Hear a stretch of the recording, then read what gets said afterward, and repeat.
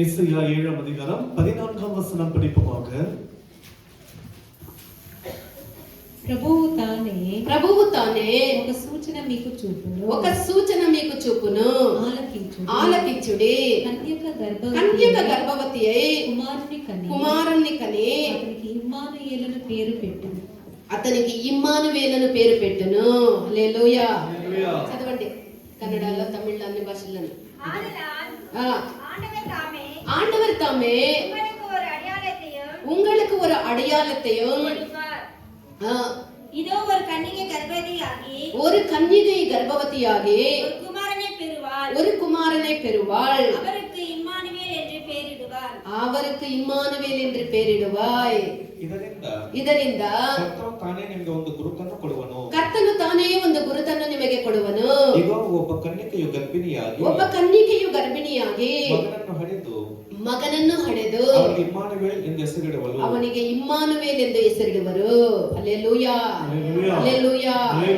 ఈ యొక్క వాక్యములు మనం చూసినట్లయితే యెషయా ప్రవక్త ద్వారా ప్రవచించబడినటువంటి ఒక ప్రవచన వాక్యమై ఉన్నది. యేసయ్య தீர்க்கதரிசியின் மூலமாய் சொல்லப்பட்ட உரைக்கப்பட்ட வார்த்தைகளாய் இவைகள் கன்னிகை గర్భవతియై కుమారుని కనను అతనికి ఇమ్మానువేల్ అనే పేరు పెట్టబడును. కన్నికై గర్భవతియాగి కుమారుని పెరువాల్ అవనికి ఇమ్మానువేల్ என்று పేరు పెట్టబడును. పరిపూర్ణమైనప్పుడు இந்த కాలం நிறைவேறிన பிறகு దేవుడు తన యొక్క కుమారుని భూమికి పంపించిరి. దేవుడు తన కుమారుని భూమికి అனுப்பினார். ఈ యొక్క కుమారుడు ఒక కన్యక గర్భములో జనించిరి. இந்த కుమారుడు ஒரு కన్నిகையின் గర్భத்திலே பிறந்தார். ఈయన జనించడానికి ముందే 700 సంవత్సరాలకు పూర్వమే యేసు యువతமாக அவர் பிறப்பதற்கு முன்பாகவே ஏறக்குறைய 700 வருஷங்களுக்கு முன்பாகவே ఈయన జననమున గురించి ప్రవక్త అయినటువంటి యెషయా పలికిన ప్రవచన వాక్యమే మనం ఇప్పుడు చదివినటువంటి ఈ యొక్క వాక్యము. அவருடைய பிறப்பை குறித்து இந்த வசனத்தை ஏதேசினால் அப்படி சொல்லப்பட்ட வார்த்தை தான் இப்போது படித்த வசனமாக இருக்கிறது. యేసు ప్రభు జనించడానికి 700 సంవత్సరాల క్రితమే ప్రవక్త అయినటువంటి యెషయా ద్వారా పలకబడినటువంటి ప్రవచన వాక్యమే ఈ యొక్క వాక్యమై ఉన్నది. యేసు பிறப்பதற்கு முன்பாகவே ஏறக்குறைய 7 வருஷங்களுக்கு முன்பாக ஏசாயா தீர்க்கதரிசினால் உரைக்கப்பட்ட வாக்கியம் தான் இப்ப படித்த வசனமாக இருக்கிறது. యేసు ప్రభు వారి యొక్క జననమును గురించి గాబ్రియల్ దేవదూత మరియాకు తెలియజేసినప్పుడు యేసుடைய அந்த பிறப்பை குறித்து அந்த గాబ్రియల్ దూతனானவர் మరియాளுக்கு சொன்னபோது ఆమె ఆ యొక్క వార్త విన్న వెంటనే సందేహించినది. அவள் அந்த வார்த்தை கேட்டவுடனே சந்தேகப்பட்டாள். ఎందుకనగా ఏరెందు சொன்னாள், సాధారణమైనటువంటి ఒక జననము కాదు, అది ఒక ఆశ్చర్యమైనటువంటి ఒక జననమై ఉండే. அது ஒரு சாதாரணமான ஒரு பிறப்பல்ல, ஒரு ஆச்சரியமான பிறப்பா இருக்கிறது. లూకా సువార్త 1వ అధ్యాయము 25వ వాక్యము నుండి 35వ వాక్యం వరకు ఎవరైనా చదవండి. లూకా సువిశేషం 1వ అధ్యాయం 25 నుండి 35 వరకు ఎవరైనా 26 నుండి చదవండి. లూకా సువార్త 1వ అధ్యాయం 26వ వాక్యం నుండి చదవండి. 6వ నెలలో గాబ్రియేలును దేవదూత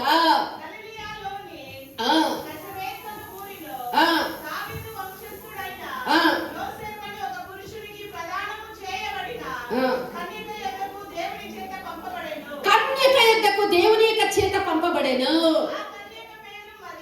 ఆ కన్యక పేరు మరియా.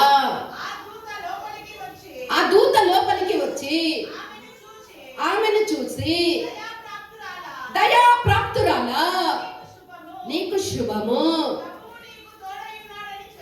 ప్రభువు నీకు తోడై ఉన్నాడని చెప్పెను. బహుగా తొందరపడి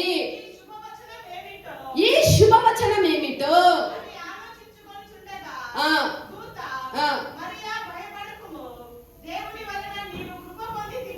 దేవుని వలన నువ్వు కృప పొందితివి.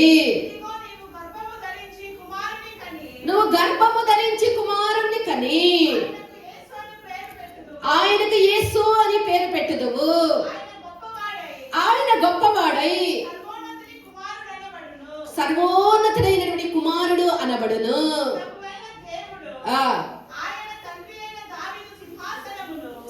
మత్తయి సువార్త 1వ అధ్యాయం 21వ వాక్యాన్ని చదవండి. మత్తయి సువిశేషం 1వ అధ్యాయం 21వ వచనం படிப்போம். Matthew 1st chapter 21st verse. ಆಕೆಯು ಒಬ್ಬ ಮಗನನ್ನು ಹಡೆಯುವಳು, ನೀನು ಆತನಿಗೆ ಯೇಸು ಎಂದು ಹೆಸರಿಡಬೇಕು. ಯೇಸು ಎಂದು ಹೆಸರಿಡಬೇಕು. ಯಾಕೆಂದರೆ ಆತನೇ ತನ್ನ ಜನರನ್ನು ಅವರ ಪಾಪಗಳಿಂದ ಬಿಡಿಸುವನು. ಆತನೇ ತನ್ನ ಜನರನ್ನು ಅವರ ಪಾಪಗಳಿಂದ ಬಿಡಿಸುವವನು. హల్లెలూయా.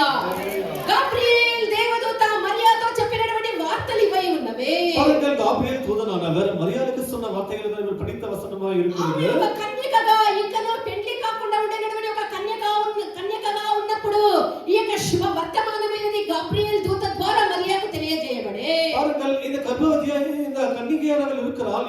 வார்த்தையானது நற்செய்தியானது காபிரியேல் தூதனால் சொல்லப்படுகிறது. యేసు ప్రభు జగత్ పునాది వేయబడక మునిపే తండ్రి చేత నిర్ణయించబడి ఉండిరి. இயேசுவான பிறப்பதற்கு அவர் முன்பாகவே பிதாவினால் நிர்ணயிக்கப்பட்டிருந்தது. జగత్ పునాది మొదలుకొని ఆయన వధింపబడిరి.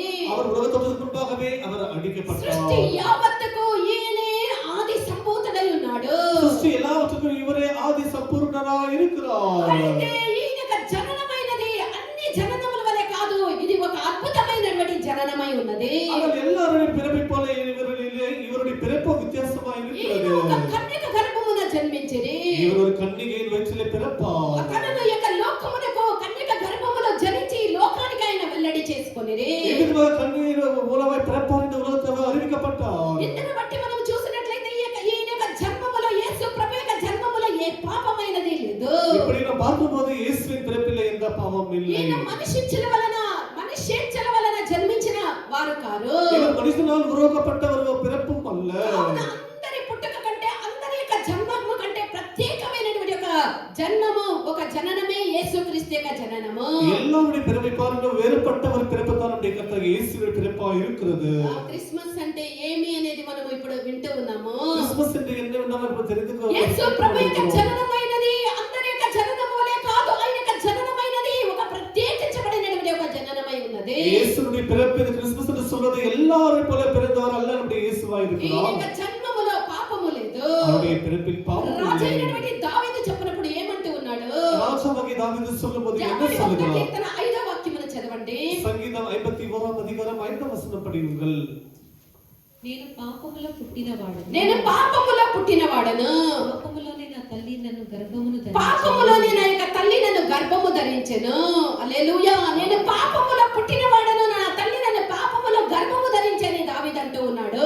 நான் துர்க்குணத்திலே வருவானே என் தாய் எனவள் என்னை பாவத்திலே என்னை கர்ப்பம் தரித்தாள் என்று சொல்லுகிறார். అనగా ఒక మనిషికి పాపమైనది పుట్టుకలో నుండి ఏ విధముగా ఉన్నదో ఈ యొక్క వాక్యములో దావీదు తెలియజేస్తూ ఉన్నాడు. அப்படியானால் ஒரு மனிதனுக்கு எப்படி பாவம் ஏற்படுகிறது என்பது அவன் பிறப்பிலே அவன் பாவமா இருக்கிறான் என்கிற வசனத்திலே అయితే యేసు ప్రభు యొక్క జననము దీనికి వ్యతిరేకముగా దీనికి ఒక వ్యతిరేకముగా ఉంది. ఈ యొక్క జననమైనది ఉన్నది. அவர்கள் படித்த வசனத்திற்கும் இயேசுவின் பிறப்புக்கு மிக வேறு மாறுபாட்டாக యేసు ప్రభు ఒక இருக்கிறது. కన్యక గర్భమున పరిశుద్ధాత్మ మూలముగా రూపొందించబడిరి. இயேசுவானவர் ஒரு கன்னிகையின் வயிற்றிலே பிறந்திருக்கிறார். அதுவும் பரிசுத்தாவியினாலே நேரடியாலே ఆయన பிறந்திருக்கிறார். కన్యక గర్భమున పరిశుద్ధాత్మ ద్వారా రూపించబడినటువంటి వారు. அவர் கன்னிகையின் வயிற்றிலே பரிசுத்தாவின் மூலமாய் உருவாக்கப்பட்டவராய் అందుచేత இருக்கிறார். యేసు ప్రభు పాప రహితుడుగా ఉన్నారు. அது நிமித்தமாக தான் இயேசு பாவம் இல்லாதவராய் இருக்கிறார். ఆయన ఈ లోకములో పాప రహితుడుగా అవతరించి இந்த பூமியிலே பாவம் இல்லாதவராய் பிறந்து పరిశుద్ధుడైనటువంటి దేవుడు పాపాన్ని ఆయన మోసుకొని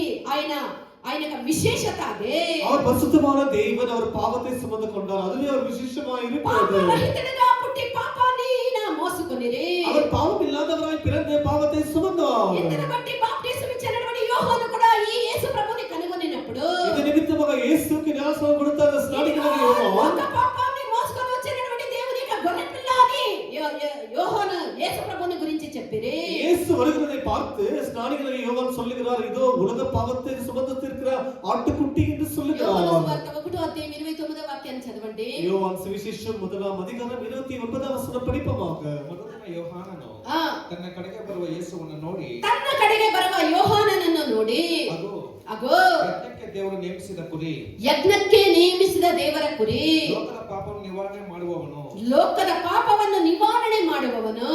மறுநாளிலே ஆ. யோவான் இயேசுவை தன்னிடத்தில் தன்னிடத்தில் வர கண்டு உலகத்தின் பாவத்தை உலகத்தின் பாவத்தை சுமந்து தீர்க்கிற தேவ ஆட்டுக்குட்டி, உலகத்தின் பாவத்தை சுமந்து தீர்க்கிற தேவ ஆட்டுக்குட்டி. హల్లెలూయా. యోహాను యేసు తన ఎద్దుకు రాగా చూచి యోహాను యేసు తన ఎద్దకు రాగా చూసి ఇదిగో లోక పాపమును మోసుకొని పోవు దేవుని గొర్రెపిల్ల. లోక పాపమును మోసుకొని పోవు దేవుని యొక్క గొర్రెపిల్ల.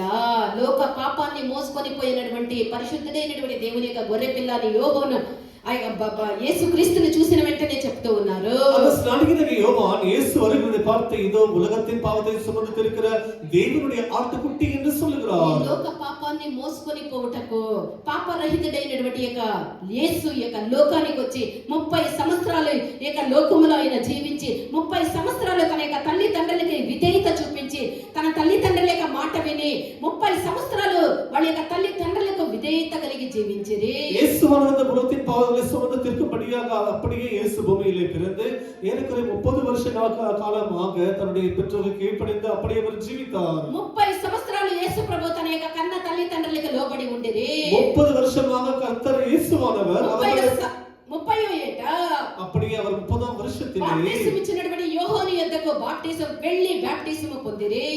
ஞானஸ்நானம் கொடுக்கிற ஸ்நானிகளிடத்திலே போய் ஞானஸ்நானம் பெற்றுக்கொண்டார். యేసు ప్రభు యోహాను యొద్ద బాప్టిజం పొంది ఆ యొక్క ఒడ్డునకు వచ్చి యోర్దాను నది యొక్క ఒడ్డునకు వచ్చినప్పుడు యేసువానவர் స్నానికులే ஞானஸ்நானம் பெற்றுக்கொண்டு யோர்தான் அக்கறைக்கு கரையிலே வந்த ఆకాశము తెరవబడి ఉండే. வானம் திறக்கப்பட்டிருந்தது. దేవుని ఆత్మ పావురం వలె ఆయన మీదికి దిగి వచ్చుట ఆయన చూసే. దేవుని పరిశుద్ధ ఆవియానவர் புறாவின் மூலமாய் அவர் மேல் இறங்குவதை அவர்கள் பார்த்தார்கள். ఆయన బాప్టిజం పొంది ఒడ్డునకు వచ్చిన వెంటనే ఆకాశము నుండి ఒక పావురము పరిశుద్ధాత్మ మూలముగా ఆయన మీదకు వాలే. அவர்கள் இயேசு ஞானஸ்நானம் பெற்று அந்த கரைக்கு வந்து நின்ற உடனே పరిశుద్ధ ఆవియానவர் புறாவின் மூலமாய் வந்து அவர் மேல் நின்றார்.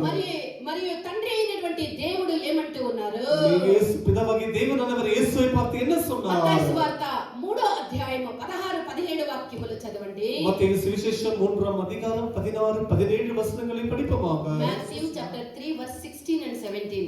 యేసు బాప్తిస్మం పొందిన వెంటనే నీళ్ళలో నుండి ఒడ్డునకు వచ్చెను. ఇదిగో ఆకాశము తెరవబడెను. దేవుని యొక్క ఆత్మ పావురం వలె దిగి తన మీదికి వచ్చుట చూసెను. ఇదిగో ఈయనే తండ్రి అయినటువంటి దేవుడు కుమారుడు అయినటువంటి యేసుని చూసి చెప్పునటువంటి వార్త. ఇదిగో ఈయనే నా ప్రియ కుమారుడు, ఈయన యందు నేను ఆనందించుచూ ఉన్నానని ఒక శబ్దము ఆకాశము నుండి వచ్చెను. హల్లెలూయా. ఈయనే నా ప్రియ కుమారుడు అనేటువంటి ఒక శబ్దము తండ్రి యొద్ద నుండి వచ్చెను. வானத்திலிருந்து ஒரு சத்தம் கேட்டது, பிதாவிடத்திலிருந்து கேட்டது, இவருடைய நேசகுமாரன் இவரில் பிரியமானவர் என்று சொன்னது. ఈయనే నా ప్రియ కుమారుడు అని పలికినటువంటి ఆ యొక్క పలుకు యేసు ప్రభువుకు తండ్రికి మధ్య ఉండేటువంటి అనుబంధము ఎట్టిదో తెలియజేసే. பாருங்கள், இவருடைய நேசகுமாரன் என்று பிதாவாகிய தேவன் சொன்னபோது அப்பொழுது பிதாவுக்கும் இயேசுக்கும் இருக்கிற சம்பந்தத்தை அங்கே வெளிப்படுத்தி இருக்கிறது. అదృశ్యుడైనటువంటి దేవ కుమారుడుగా ఉన్నటువంటి యేసు ఇప్పుడు మనిషి కుమారుడుగా ఈ యొక్క లోకానికి బయలుపడే.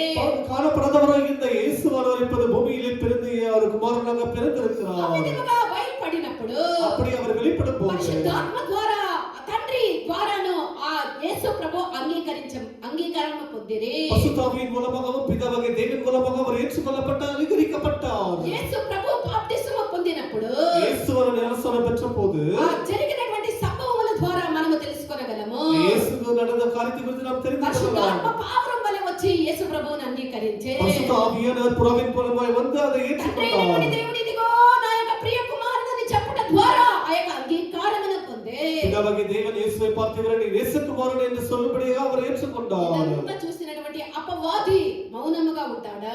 இதெல்லாம் பார்த்ததான சாத்தான் அவன் சும்மா இருப்பானா? నిజమైనటువంటి క్రిస్మస్ ఏమని బాగా అర్థం చేసుకోండి. நீங்கள் உண்மையாக தெரிந்து கொள்ள வேண்டும், உண்மையான கிறிஸ்துமஸ் என்றால் என்னவென்று. అపవాది అయినటువంటి సైతాను యేసుని శోధించడానికి బయలుదేరే. இந்த சாத்தானானவன் இயேசுவை சோதிக்கும்படி புறப்பட்டான். మనిషిని పాపములో పడద్రోసి இந்த மனிதனை பாவத்திற்கு விழ செய்து దేవుని యొక్క నిత్య సంకల్పము అతనిలో నెరవేరకుండా అడ్డగించుటకై தேவனுடைய நித்திய சித்தமானது அவனை நிறைவேற்றுவதற்கு தடை பண்ணிவிட்டு రాత్రములో ఆ యొక్క పనిని ఆ క్రియ చేసినటువంటి ఆది ఘట సర్పమైనటువంటి సాతాను இரவு பகலமாக அந்த காரியத்தை செய்கிற ஆதி வலுசர்ப்பமாய் இந்த சாத்தான் இருக்கிறான். ఇప్పుడు ఆయన యేసు ప్రభు దగ్గరికి వచ్చే இயேசுவிடத்துக்கு வந்திருக்கிறான். వాడు ఆయనను శోధించడానికి బయలుదేరే. இயேசுவை சோதிக்கும்படி புறப்பட்டான். ఆయన యొక్క సేవను తండ్రి అయినటువంటి దేవుని యొక్క అనాది సంకల్పమును ఎలాగైనా సరే నిర్మూలన చేయాలన్నదే అపవాది అయినటువంటి సైతాన్ యొక్క ప్రణాళిక, సైతాన్ యొక్క ఉద్దేశమై ఉన్నది. இந்த இயேசுவின் மீது பிதாவாகிய தேவன் வைத்திருந்த சித்தத்தை எப்படியாக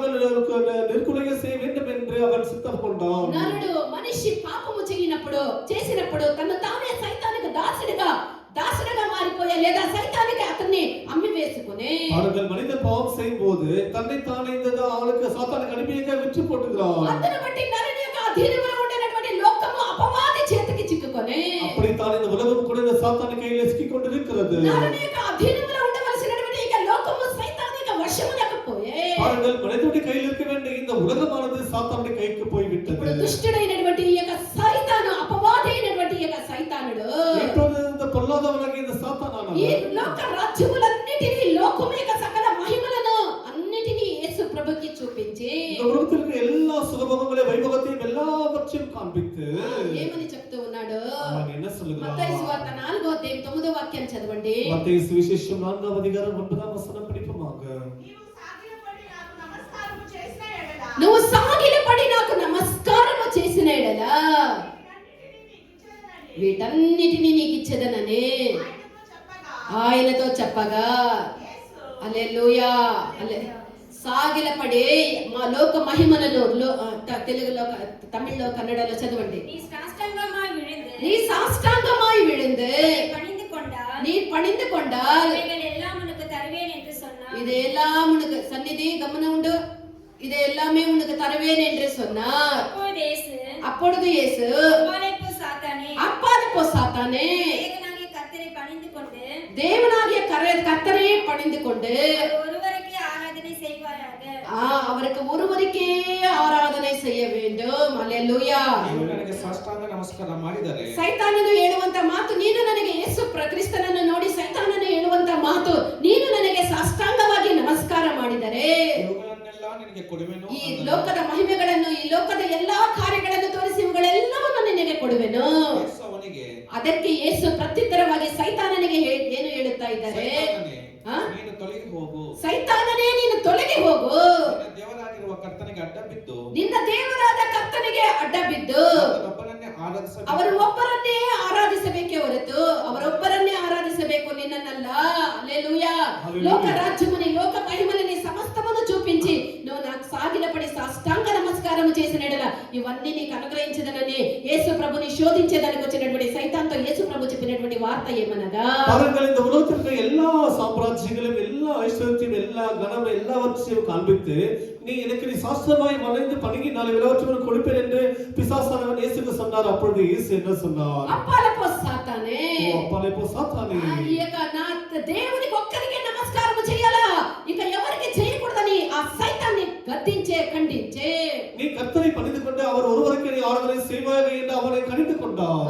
యేసు ప్రభు అన్ని పరీక్షల్ని, సైతాన్ పెట్టినటువంటి అన్ని పరీక్షల్ని దేవుని యొక్క వాక్యము చేతనే, వేదములో ఉండేటువంటి వాక్యాల చేతనే వాన్ని ఓడించే, వాన్ని జయించే.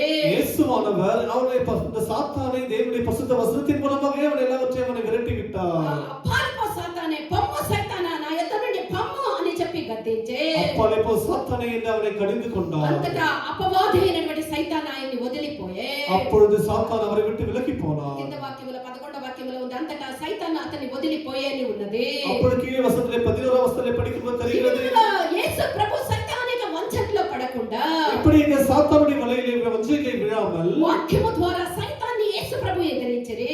சாத்தானை இயேசு எதிர்கொண்டார். అపవాదిని జయించి తన 30 ఏట తన యొక్క సేవను యేసు ప్రభు ఆరంభించిరి. சாத்தானை ஜெயித்து 30వ வருஷத்திலே தன்னுடைய ஊழியத்தை இயேசு தொடங்கினார். యేసు ప్రభుని తండ్రి అయినటువంటి దేవుడు పంపుటలోని ఉద్దేశమును ఏ విధముగా తెలియజేసిరి అంటే, பாருங்கள், இயேசுவை அனுப்பின அந்த உத்தேசத்தை நமக்கு எப்படி வெளிப்படுத்தினார் என்று சொன்னால், లూకాసు సువార్త 4వ అధ్యాయం 18వ వాక్యాన్ని చదవండి. லூக்கா சுவிசேஷம் 4వ அதிகாரம் 18వ వచనం 18 படியுங்கள். 19 చదవండి. 18 19. ఆత్మ నా మీద ఉన్నది, ప్రభు ఆత్మ నా మీద ఉన్నది, బీదలకు సువార్త ప్రకటించుటకై బీదలకు సువార్తమానము ప్రకటించుటకై ఆయన నన్ను అభిషేకించెను. ఆయన నన్ను అభిషేకించెను. చెరలో ఉన్న వారికి విడుదలను, గురుట్టి వారికి చూపును కలుగునని ప్రకటించుటకును, నలిగిన వారిని విడిపించుటకును ఆయన నన్ను పంపి ఉన్నాడు. హల్లెలూయా. యెషయా 61 మొదటి 2 వాక్యాలు చదవండి. ஏசாயா 61వ அதிகாரம் முதல் 2 வசனங்களை படிப்போமாக. ప్రభువు యెహోవా ఆత్మ నా మీదికి వచ్చింది. ప్రభువు యెహోవా ఆత్మ నా మీదికి వచ్చి ఉన్నది.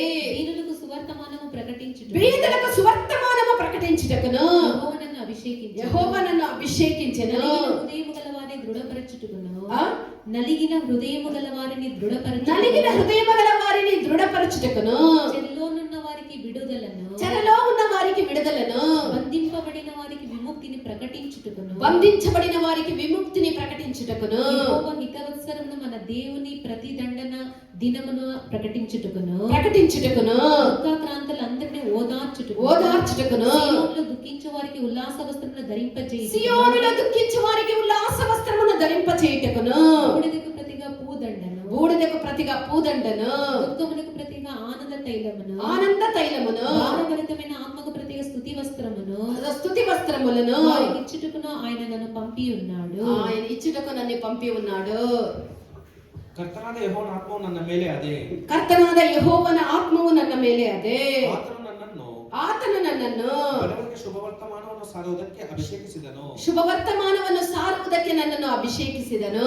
ಮುರಿದವರನ್ನು ಕಟ್ಟಿ ವಾಸಿ ಮಾಡುವುದಕ್ಕೂ ಮುರಿದವರನ್ನು ಕಟ್ಟಿ ವಾಸಿ ಮಾಡುವುದಕ್ಕೂ ಸೆರೆಯವರಿಗೆ ಬಿಡುಗಡೆಯಾಗುವುದನ್ನು ಬಂದಿಗಳಿಗೆ ಕದ ತೆರೆಯುವುದನ್ನು ಪ್ರಸಿದ್ಧಿಪಡಿಸುವುದಕ್ಕೂ ಯೆಹೋವನು ನೇಮಿಸಿದ ಶುಭ ವರುಷ ನಮ್ಮ ದೇವರು ಮುಯ್ಯುತ್ತಿರಿಸುವ ದಿನ ಇವುಗಳನ್ನು ಪ್ರಚುರಗೊಳಿಸುವುದಕ್ಕೂ ದುಃಖಿತರೆಲ್ಲರನ್ನು ಸಂತೈಸುವುದಕ್ಕೂ ಚೀಯೋನಿನಲ್ಲಿ ಶೋಕಿಸುವವರಿಗೆ ಬೂದಿಗೆ ಬದಲಾಗಿ ಶಿರೋಭೂಷಣ ದುಃಖವಿದ್ದಲ್ಲಿ ಆನಂದ ತೈಲ ಕುಂದಿದ ಮನಕ್ಕೆ ಪ್ರತಿಯಾಗಿ ಉತ್ಸಾಹ ಸ್ತೋತ್ರದ ವಸ್ತ್ರ ಇವುಗಳನ್ನು ಒದಗಿಸಿಕೊಡುವುದಕ್ಕೂ ಆತನು ನನ್ನನ್ನು ಕಳುಹಿಸಿದ್ದಾನೆ.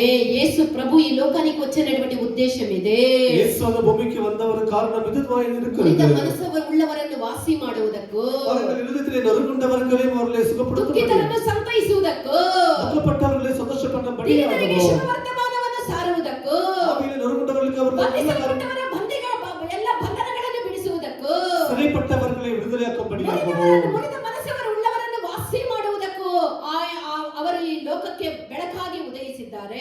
இருதயம் நொறுங்குண்டவர்களை அவர்களை சுகப்படுத்தவும் இயேசு பூமிக்கு வந்தார். ప్రియమైనటువంటి దేవుని యొక్క జనమా, ప్రియమైన దేవుని దేవుని వదిలి నువ్వు దూరముగా దేవుని నువ్వు కలిగి ఉన్నా కూడా దేవుని వదిలి నువ్వు దూరముగా ఉన్నావా? நீ தேவனை உடையவனாய் இருந்தும் தூரமாய் இருக்கிறாயா? దేవుని యొక్క సమీపమునకు వచ్చెదవు గాక.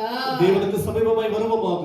యేసు ప్రభు దేవుని వదిలి దూరముగా పోయినటువంటి ఆ యొక్క జన సమూహం యొక్క పరిస్థితిని ఆయన చూసినప్పుడు యేసు వారు దేవుని విட்டு విలగి దూరమై పోనద వాడు కష్టపడి వాడు బాధపడి వాడు పడినటువంటి ఆ యొక్క సమస్యల్ని ఆయన చూసినప్పుడు அந்த ஜனங்கள் படுகிற பாடுகளை பிரச்சனைகளை இயேசு பார்த்தார். వీళ్ళని వదిలి దూరముగా పోయిన వీళ్ళకి విధముగానే కావాలి అని ఆయన కోరలేదు. இப்படிப்பட்டவர்கள் ஜனங்களை போல இருக்க வேண்டும் என்று அவர் விரும்பவில்லை. ప్రతిగా వాళ్ళ మీద ఆయన కనికరమును పడే அதுக்கு மாறாக அவர் மேல் அவர் இரக்கம் காட்டியிருக்கிறார். 9వ అధ్యాయం 3వ వాక్యమును 6వ వాక్యమును చదవండి. மத்தேயு சுவிசேஷம் 9వ అధ్యాయం 6వ వచనం படிப்போம். 3వ వచనం 6వ వచనం. ಅಲ್ಲಿದ್ದ ಶಾಸ್ತ್ರಿಗಳಲ್ಲಿ ಕೆಲವರು ಇವನು ದೇವದೂಷಣೆ ಮಾಡುತ್ತಾನೆಂದು ತಮ್ಮೊಳಗೆ ಮಾತಾಡಿಕೊಂಡರು. ಯೇಸು ಅಲ್ಲಿಂದ ಹೋಗುತ್ತಿರುವಾಗ ಕೂತಿದ್ದ ಮತ್ತಾಯನ ಒಬ್ಬ ಮನುಷ್ಯನನ್ನು ನೋಡಿ ನನ್ನನ್ನು ಹಿಂಬಾಲಿಸು ಎಂದು ಅವನನ್ನು ಕರೆಯಲು ಅವನು ಎದ್ದು ಆತನನ್ನು ಹಿಂಬಾಲಿಸಿದನು. మత్తయి సువార్త 14వ అధ్యాయం 14వ వాక్యం చదవండి. మత్తయి సువిశేషం 14వ అధ్యాయం 14వ వచనం படிப்போம். ಆತನು ಹೊರಗೆ ಬಂದು ಬಹುಜನರ ಗುಂಪನ್ನು ಕಂಡು ಬಹುಜನರ ಗುಂಪನ್ನು ಕಂಡು ಕನಿಕರಪಟ್ಟು ಅವರಲ್ಲಿದ್ದ ರೋಗಿಗಳನ್ನು ಸ್ವಸ್ಥ ಮಾಡಿದನು. హల్లెలూయా. తను వదిలిపెట్టి దూరముగా పోయినటువంటి తమిళ పడింగ அந்த வசனத்தை இயேசு வந்து திரளான ஜனங்களை கண்டு அவர்கள் மேல் மனதுருகி அவர்களிடத்தில் வியாதிஸ்தர்களாயிருந்த அவர்களை స్వస్థమాకినార్. హల్లెలూయా. మనదురిగి அவர்களை స్వస్థమాకినార్. ఆయన వచ్చి ఆ గొప్ప సమూహమును చూచి గొప్ప సమూహమును చూసి వారి మీద కనికరపడి వారిలో రోగులైన వారిని స్వస్థపరిచెను. వారి మీద కనికరపడి రోగులైన వారిని స్వస్థపరిచే దేవుడు ఆ జనుల గుంపును చూసినప్పుడు వారి మీద ఆయన కనికరపడి இயேசு திரளான ஜனங்களை பார்த்தபோது மனதுருகி அந்த ஜனங்களில் வியாதிப்பட்டவர்களை சுகமாக்கினார். మత్తయి సువార్త 15వ అధ్యాయం 32వ వాక్యం చదవండి. மத்தேயு சுவிசேஷம் 15వ அதிகாரம் 32వ வசனம் படியுங்கள்.